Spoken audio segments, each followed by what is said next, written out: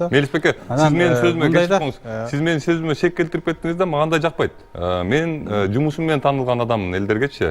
Мен эч качан бирөөгө паткалим болуп, же болбосо ошондой нерселерди кылып туруп, элге таанылмал болуп турган 20 000 голос алган жокмун, добузчу. Менин кылган мээнетим бар. Жана мен ар дайым мен ошол сиз айтып атасыз, жиберсин мага, мен деле көрүнүп атат. Сиз айтып атасыз тиги неме депчи. Мен деген элдер менен тыгыз байланыштамын. Мен 4 жыл элдердин ден соолугу үчүн башымды коюп бергем. Ошол себептен мен 20 000 добуш алып атам. Анан кийин көргөнүн көрөткөн, көрбөгөнүн көрбөйткөн дейсиз. Админ ресурс дегенди мага өзүмө интересно болду бул нерсечи. Мен 2-3 директор тааныштарым бар, барып сурадым мектептерден. Жыл сайын мектептерге барып туруп, ошол директорлорду бир ай мурун илип койчу. Барып сурадым, эмне болду? Кандай болуп атат десем, билбейм, бизге эч ким келген жок, тынч элебиз, андай деди. Агитация башталгандан кийин, бир айдан кийин барып кайра сурадым. Эмне болду?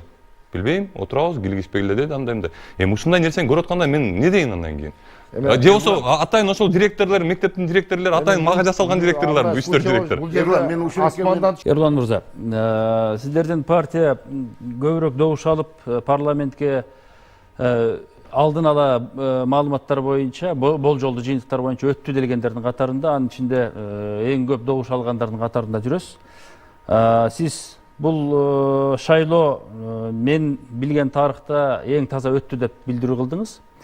Бирок социалдык тармактарда жазып атат, Эрлан мырза өтүп алгандан кийин эле мактай береби деген маселеде да.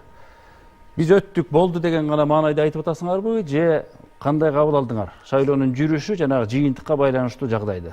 Саламатсыздарбы? Кечирим сурайм, кечигип келгениме, башка жерде интервьюда болуп калдым. Мен өзүмө тиешелүү нерсени сүйлөйм. Ар дайым өзүм мен Инстаграмга киргиздим, ошентип ал мен өзүмдүн баракчамда, мен ал жерде өзүм оюмду айтканга акым бар. Мен тиги жылы дагы шайлоого аттангам, Реформа партиясы менен, бул жылы Ынтымак партиясы менен аттандым. Тиги жылы УИКтердин алдына туруп алып, бардачокду ачып туруп эле акча тараткан. Бул жылы мен андай көрүнүш көргөн жокмун. Мен ушундай эл менен тыгыз байланыштамын. Мага Кыргызстандын ар бир бурчунда эмне болуп атканын жиберип турушат. Өзүмдүн элимди жиберип турат. Мына бул жерде подкуп болуп, бул жерде акча берип атат, андай мындай деп. Ошондойлор тиги жылы андайларга көңүл бурбай алганмын. Келе берчи. Бул жылы ашып кетсе бир 2 же 3 жолу келди, мындай предлагать этип көрүштү депчи. Берген жок. Аракет кылып көрүштү дегендер келди да. Бул эми чындыкта муну бар эле көрдү да, же мен эле көрдүмбү? Бар эле көрүп атпайбы мунучу? Одномандатныйларда болду подкуп. Анткени одномандатныйда аларда деген бир аз жакшы немеси бар экен. Алар партия эмес да, 54 адам эмес. Жеке адам менен сүйлөшүп чыкканга убактысы бар экен. Ошол себептен аларда болду. Ачык эле айттым, кээ бирлер кармалып кетти, туурабы ошол мененчи. Анан мен ушул көргөн нерсемди айтып атам да, же ойлоп деп атамбы? Менин партиямда алгыла менде укмуш тажрыйбалуу политиктер бар. Бирок мен 20 000 голос алып атам да, менден кийинки адам 8 000 голос алып атат. Анан мен ушул шайлоону туура эмес деп айтайынбы? Эмне себептен? Жанагы электрондук маалымат берилип аткандагы убактылуу бузулуу деп айтылып аткан жагдайды кандай? Бул деген мындай болду. Мен аны немеден көрүп турдум. Экрандан карап турдум. Жанакы бул эң биринчи ЦИКтин катачылыгы да. ЦИК ушундай нерсени караш керек да. Бышка. Бул деген оюнчук эмес. Бул деген адамдардын добушу. Мындайча айтканда аманат. Аманатты аягына чейин жеткириш керек. Бирок жанагы жерде 200 000, 300 000 голостар болуп кеткенде, биягында жазылып турат 1 300 000 шайлоочу бар деп турат. Мен примерный подсчет кылганда эле 1,5 миллион адам голос берип салды. Ошол жерденчи. Ошондой эле биз ошол жерден эле мен айткам, бул жер чөтө туура эмес болуп атат. Бул туура эмес, бир нерсе болду бул деп. Андан кийин эле жанагы завис айтып калды программа. Андан кийин неме болду да. Кийин жанагы нормальный неме кайра келди режимге. Эми бул, конечно, ЦИКтин немеси. Эми ушул суроо үчүн, ушул ЦИКтин кылган катачылыгы үчүн эми 5 жыл бою ушундай суроо болот.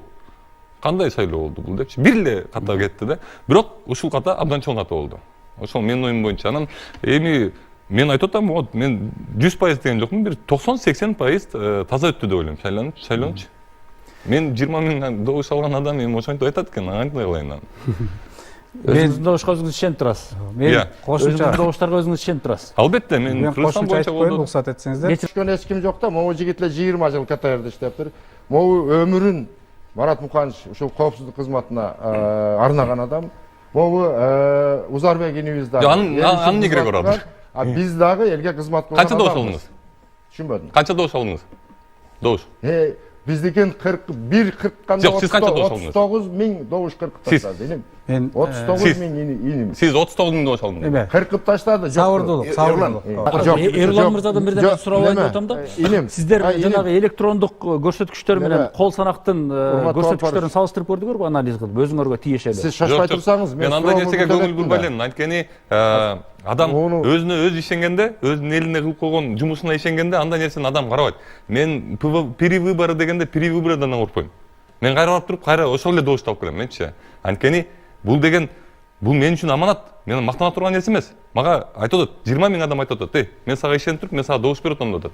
Мен кайра өтүп кетем, аны неме, Мерисбекке, ошол 1 секунд. Мен кайра өтүп кетем, кайра перевыборга даярмын. Келечек жаштардын силер иштегиз. Бирок бир нерсени айтыш керек. Мен 100% деген жокмун. 80-90% дедим мен. Бул деген биздин Кыргызстан үчүн бул абдан чоң процесс. 95-жылдан бери Акаев ушул немени киргизип, акча сатып киргизип, азыр киргизип 300-200 сомдон башталып, мынакей тиги жылы $100 жетти. Бир колоска. Сурооңузду берип коюңуз. Мындайда жана Сиздерде канча 5-6 орун деп эсептелип атат, азыркы? Мен билбейм, мен аяк жагына көңүл бурбайм. Мында партиянын ичинде нааразы болгондор барбы силерде, жокпу?